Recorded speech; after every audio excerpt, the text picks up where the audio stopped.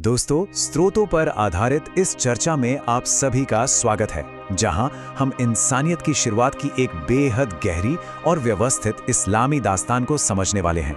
और देखिए, ये सिर्फ एक आम कहानी नहीं है।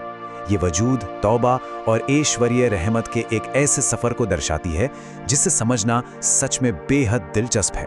तो चलिए इस बहुत बड़े सवाल की गहराई में चलते हैं। एक पल के लिए उस वक्त में वापस चलिए जब पूरी कायनात में सिर्फ खामोशी थी, ना कोई जानवर, ना ही किसी इंसान का नामो निशान।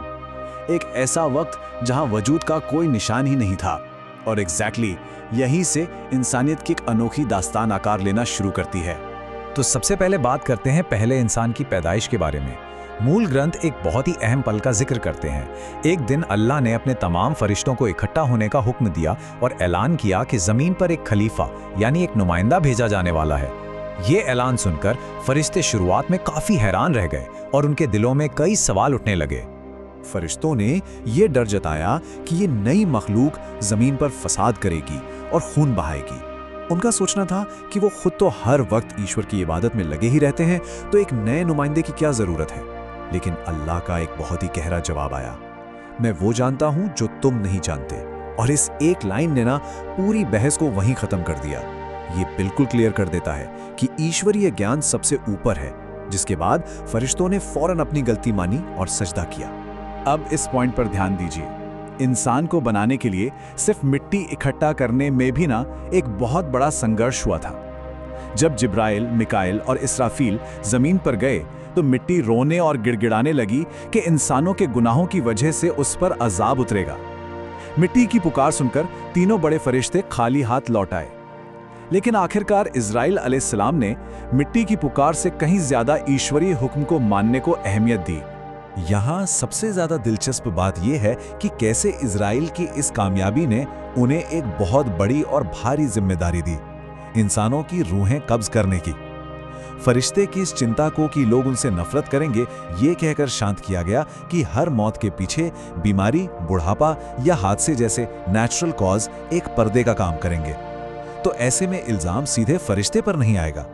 मक्का के करीब जमा की गई उस मिट्टी से जो जिस्म बना, वो लंबे समय तक जन्नत में बिना रूह के रखा रहा। स्रोत बताते हैं कि जब आखिरकार ईश्वरीय नूर से भरी रूह उस जिस्म में दाखिल हुई तो अंग अंग में जान दौड़ गई, आंखें खुली और जुबान से शुक्रगुजारी का सबसे पहला शब्द निकला, अल्हम्दुलिल्लाह, यानी ईश्वर का धन्यवाद। अब आगे बढ़ते हैं इब्लीस के पतन की तरफ। आइए देखते हैं कि कैसे ये घटना ब्रह्मांड के सबसे पहले और सबसे बड़े वैचारिक टकराव और बगावत की नींव रखती है। क्योंकि इंसान के वजूद में आते ही एक बहुत बड़ी परीक्षा शुरू होने वाली थी। रूह फूंके जाने के बाद जब अल्लाह का हुक्म हुआ तो करोड़ों फरिश्तों ने पूरे सम्मान में हजरत आदम को सजदा किया। लेकिन उस वक्त फरिश्तों का जो सरदार था, अज़ाज़ील, जिसे अपनी इबादत पर बहुत गुरूर था, वो पूरी तरह से बागी होकर खड़ा रहा। उसने सजदा करने से साफ इनकार कर दिया। तो यहाँ सबसे क्रूशल पॉइंट ये बुनियादी अंतर है जिसे अज़ाज़ील ने अपनी बगावत का आधार बनाया। मिट्टी की फितरत नीचे रहने और जुड़ने की है, जबकि आग की फितरत हमेशा ऊपर उठने और भस्म करने की होती है। और इसी अहंकार और गुरूर ने अज़ाज़ील को इब्लीस यानी शैतान में बदल दिया, जिसके नतीजे में उसे हमेशा के लिए लानत का हकदार बना दिया गया। जन्नत से निकाले जाने के बावजूद रोते हुए इब्लीस ने अपनी पिछली इबादतों का वास्ता देकर इंसानों को धोखा देने की ताकत और क़यामत तक की मोहलत हासिल कर ली। खैर, स्रोत इस बात पर बहुत जोर देता है कि अल्लाह ने इंसान के लिए बचाव का एक बहुत मजबूत रास्ता भी रखा था। इंसान की सच्ची तौबा इन शैतानी वसवसों के खिलाफ एक अभेद्य ढाल बनी रहेगी, जो कि सच में एक बहुत ही सुकून देने वाली बात है। चलिए अब इस दास्तान के अगले हिस्से जन्नत में एक हमसफर पर आते हैं।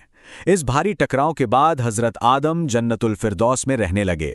लेकिन जन्नत के इस शानदार माहौल और हर तरह की नेमतों के बावजूद पहले इंसान के अंदर अकेलेपन की एक बहुत गहरी कमी छाई हुई थी।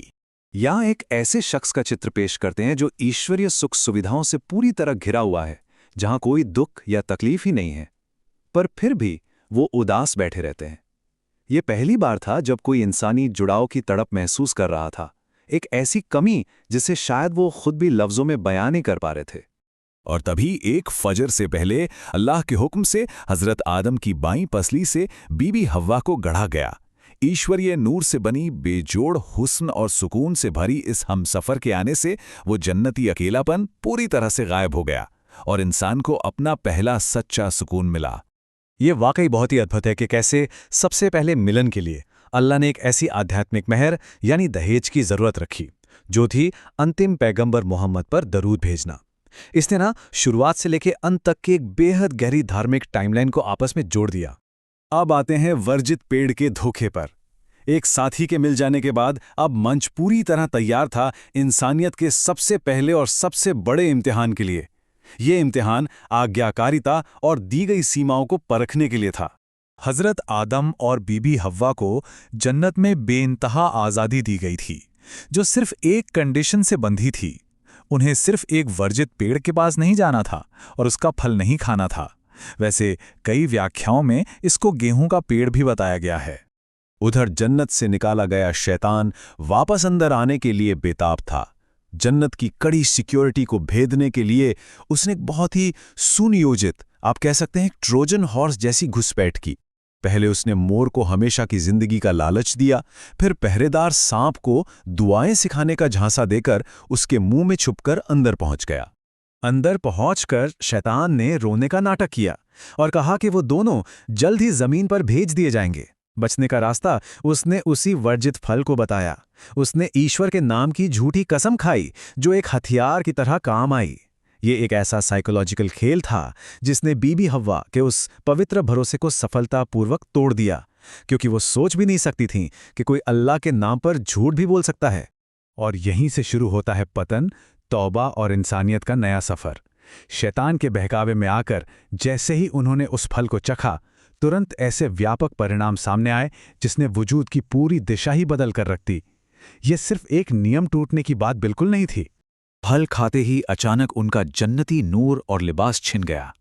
ये फिजिकल बदलाव असल में मानवीय कमजोरी, डर और शर्म के साइकोलॉजिकल जन्म का प्रतीक था।